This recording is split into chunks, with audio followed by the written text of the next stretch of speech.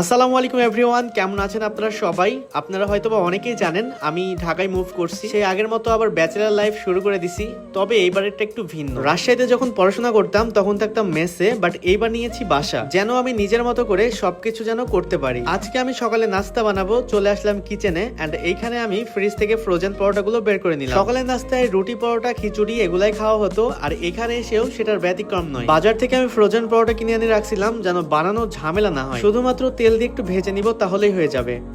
আর এর সাথে ছিল হচ্ছে ডিম পোস্ট। আমি এখানে ডিমও পোস্ট করে নিয়েছি, মানে ডিম অমলেট। আমার পরোটা আর ডিম ভাজা রেডি হয়ে গেছে, আর ডিমটা আমি পেঁয়াজ মরিচ ছাড়াই ভেজে নিয়েছি। আমার এই তো পরোটা আর ডিম ভাজা রেডি হয়ে গেছে। এখানে আমি 2টা পরোটা নিয়েছিলাম। ফ্রিজে গত দিনের একটু মুরগির মাংস ছিল, তো এখানে আমি মুরগির মাংস, ডিম আর পরোটা দিয়ে সকালের নাস্তাটা সেরে নিচ্ছিলাম। আমি যেহেতু ঢাকায় মুভ করছি আর ব্যাচেলার লাইফেও চলে আসছি, এখন থেকে আপনারা এরকম টাইপের ভিডিওগুলো পাবেন। তবে হ্যাঁ, অনেকটা মেস লাইফের মতোই। মেস লাইফে আসলে খাবার নিজেকে রান্না করতে হয় না, ওইখানে খাবার দিয়ে যাইতো বা কিনে খাইতাম। এখানে আপাতত একটু রান্না করে খাইতে হচ্ছে, যেহেতু সবকিছুই আছে রান্না করার। তো এই ছিল আমার সকালবেলা সিম্পল নাস্তা। তো ভিডিওটা কেমন লেগেছে অবশ্যই কিন্তু কমেন্টে জানাবেন। দেখা হচ্ছে নেক্সট ভিডিওতে। আল্লাহ হাফেজ।